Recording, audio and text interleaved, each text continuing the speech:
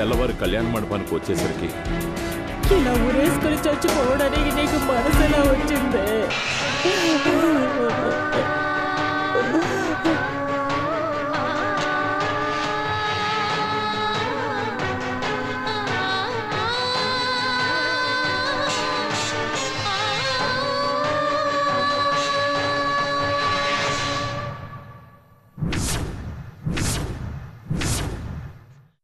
చైతీవే, ఇక మీద నీకు నాకు భార్యాభర్తలనే బంధం తెగిపోయినట్టే. అది కాదండి. డబ్బుందనే పొగతోనేగా ఇదంతా చేశావు. ఇలా చూడు, కాలం ఎప్పుడు ఒకేలా ఉండదు. నేను ధనవంతుణ్ణవుతాను, మీ కుటుంబాన్ని నడివీధిలో నిలబెడతాను.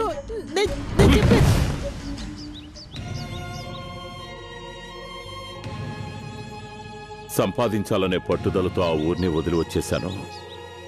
పూటకి గతి లేకుండా ఈ ఊరి వీధుల్లో తిరిగి తిరిగి చివరికి మినిస్టర్ దగ్గర సెటిల్ అయ్యాను. ఆయన అప్పుడప్పుడు ఇచ్చే బ్లాక్ మనీని వడ్డీకిచ్చి ఈ రోజు మూలన ఈ రాజమండ్రిలో నా రాజ్యమే సాగుతోంది.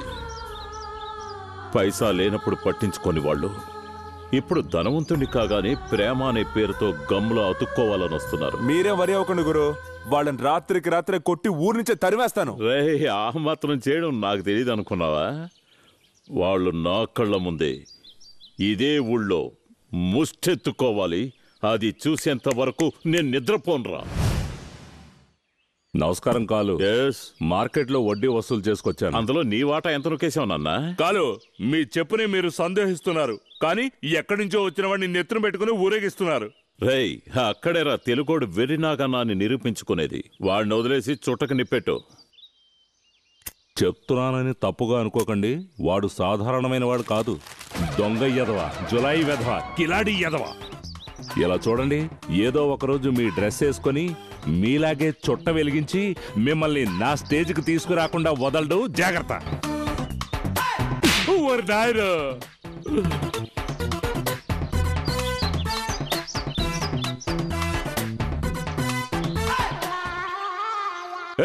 ఏంట్రా ఇది? కాలు డ్రెస్ నువ్వు వేసుకుంటే నువ్వు ఆయన అయిపోతావా? రేయ్, నేనిక్కడ పనిలో చేరింది ఒక్కో మెట్టు ఎక్కి పైకి రావడానికి కాదు. లిఫ్ట్లో ఎక్కామా, 7వ అంతస్తుకు వెళ్ళామా, ఆకాశాన్ని తాకామా అని వెళ్ళిపోతూనే ఉండాలి. అతని పక్కనే ఉండి అతని వీక్నెస్ తెలుసుకొని గురువుని శిష్యుణ్ణి చేసి నేను గురువుని అవడమేరా నా అంబిషన్. వారిని వడ్డీకిచ్చి ఈ ఊరినే లొంగ తీసుకున్న గురువుని ఒకే ఒక పెట్టెను చూపించి పూర్తిగా లొంగ తీసుకుంటాను. నా ఆటని కాస్త నెమ్మదిగా చూడు.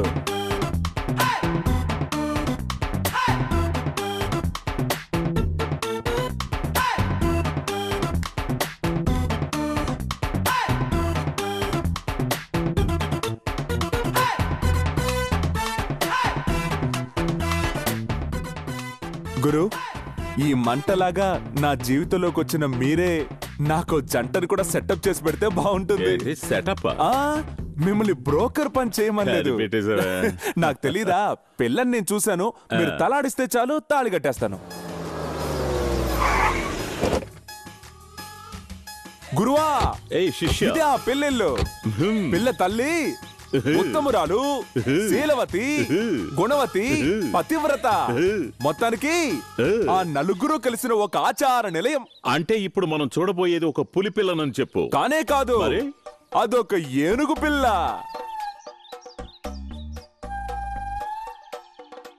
నమస్కారం.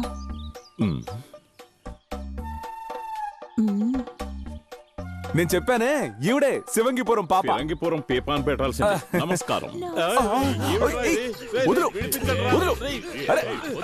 వదలమంటే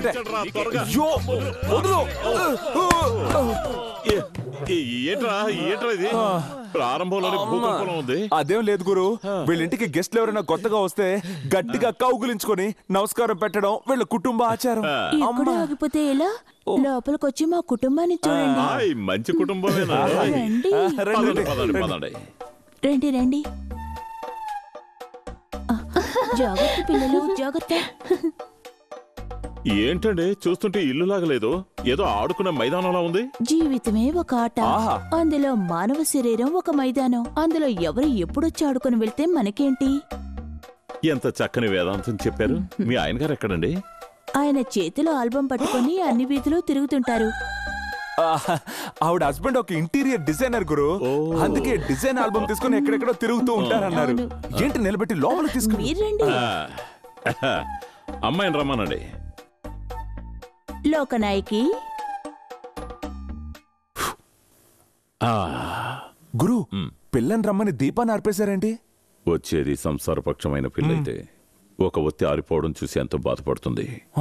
వెంటనే అగ్గిపుల్ల గీసి వెలిగిస్తుంది. దాన్ని బట్టి ఆ పిల్ల ఎటువంటిదో కనిపెట్టచ్చు. గురు, కుటుంబం గురించి ఇంత కరెక్ట్ గా చెప్తున్నారే, మీరు సెకండ్ మ్యారేజ్ ఎందుకు చేసుకోలేదు? నువ్వు 10వ అంతస్తు నుంచి దూకితే ఏమవుతావు? చేస్తాను. అందుకని ఒకసారి దూకి చూపించగలవా? This is like that. పెళ్ళొస్తోంది.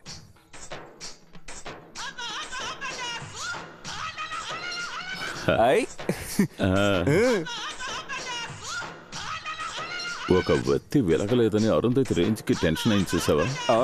ఈ పిల్లే కుటుంబానికి తగిన సిసలైన కోడలు. రా రా రా రా రా సతీ సావిత్రి, నిన్ను అర్థం చేసుకున్నాను రా. ఎందుకమ్మా వెలుగుతున్న దీపాన్ని ఊది ఆర్పేశావు? ఎవరైనా ఇంటికొస్తే ముందు దీపాలు ఆర్పేయాలి, తర్వాత వచ్చిన వాళ్ళని ఆర్పేయాలని మా బామ్మ చెప్పింది. శిష్య, గురు, బామ్మ చెప్పిన పంచ్ డైలాగ్ ఈ బ్యూటీ మనసులో బలంగా ఉండిపోయింది. ఇప్పుడు నువ్వెక్కడికైనా పని మీద బయటికి వెళ్ళావనుకో, తను రాత్రింబగళ్ళు దీపాన్ని ఇలా ఊది ఆర్పేస్తూ ఉంటే ఇంకెవడైనా ఇంట్లోకి దూరుతాడు. తర్వాత జీవితం నరకం అయిపోతుంది. అయితే ఈ పిల్ల మీకు నచ్చలేదు? అసలు నచ్చలేదు. నువ్వు వెళ్ళమా. ఈ పిల్లకి చెల్లెలేమైనా ఉందా? మహాలక్ష్మి,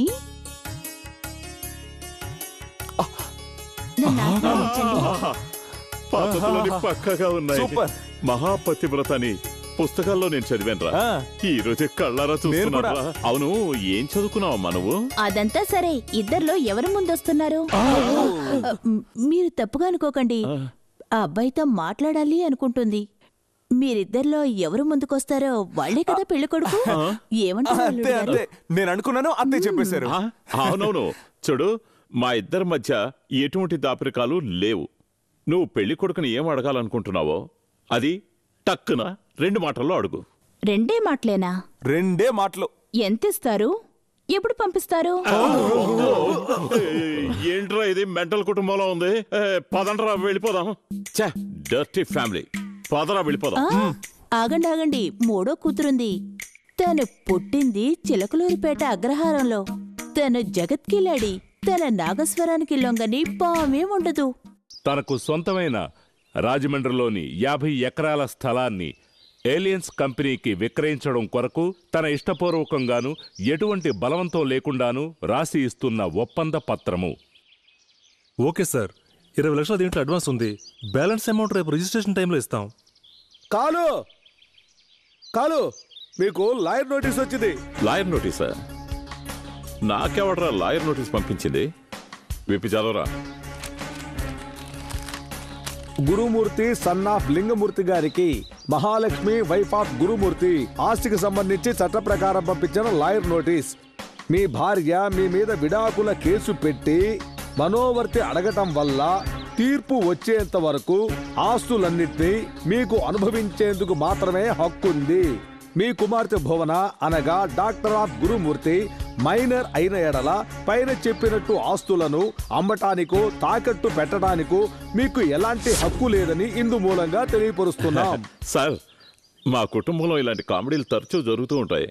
మనం రేపు రిజిస్టర్ ఆఫీస్ లో కలుద్దాం. సరే సార్, ఈ ప్రాపర్టీ లిటిగేషన్ ఉంది, ముందు దాన్ని క్లియర్ చేసుకోండి, తర్వాత చూసుకుందాం. ఇదంతా నేను స్వయంగా సొంతంగా సంపాదించిన ప్రాపర్టీ సార్. సార్, బిడ్డ మీ బిడ్డే కావచ్చు, కానీ సమస్య కోర్టుకు వచ్చింది. ఆ సమస్య కోర్టులోనే తేలాలి. అందువల్ల ఇదిగోండి సార్. కాలు, మీ వైఫ్ని పిలిచి ఏదైనా అమౌంట్ ఇచ్చి సెటిల్మెంట్తో క్లోజ్ చేసుకోవచ్చు కదా. సూపర్ ఐడియా మణి, క్లోజ్ చేసేద్దాం. ఓకే, నేను ఇన్స్టాల్మెంట్లో కొద్దిగా చంపాలనుకున్నాను, కానీ వర్కౌట్ అయ్యేలా లేదే. ఓకే సార్, టికెట్ కొనివ్వండి. రేయ్ రండ్రా.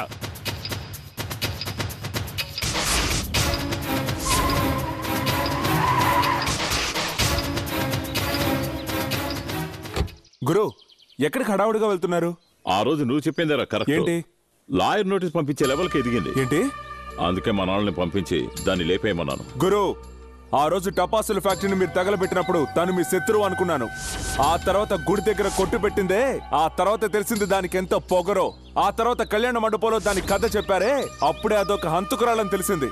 మీ చెల్లెలి చావుకి కారణమైన దాన్ని అణువుగా చిత్రహింసలు పెట్టడం తప్పు. మొత్తంగా దెబ్బకి లేపేయాలి. దాని శవంతో వస్తాను. అదే నా గురువుకి ఈ శిష్యుడి గురుదక్షిణ.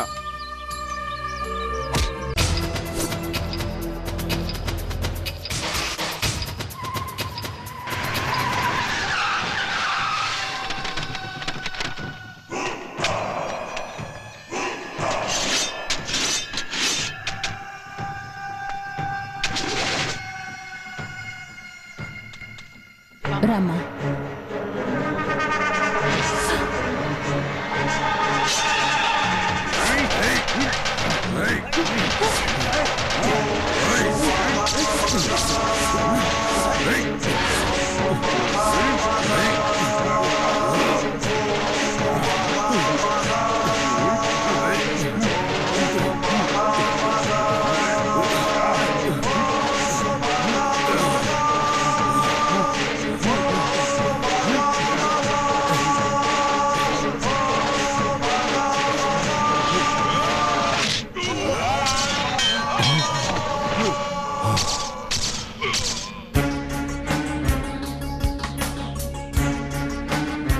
నీకేమైనా మతిపోయిందా?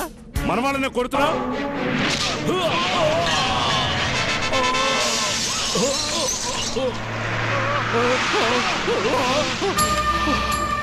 రేయ్, వాడిని ప్రాణాలతో వదలకండి.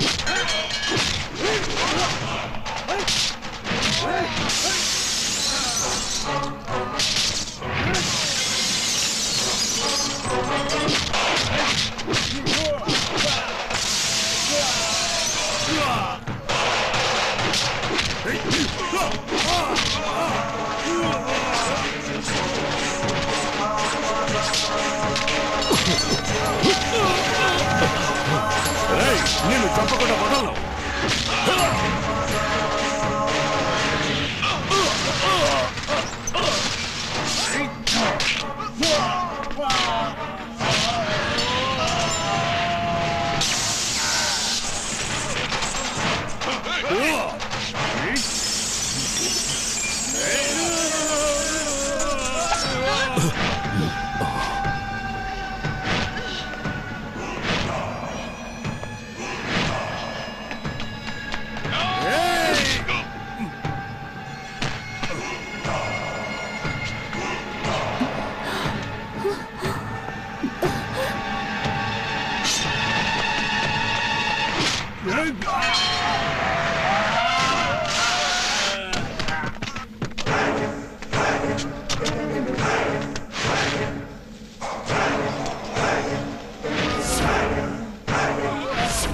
ఏమిట్రా సేమ్ సైడ్ గోలేసావు? అవును, ఎవరు నువ్వు ఎవరిని చంపాలనుకున్నావో తన ఒక్కగానొక్క తమ్ముణ్ణి.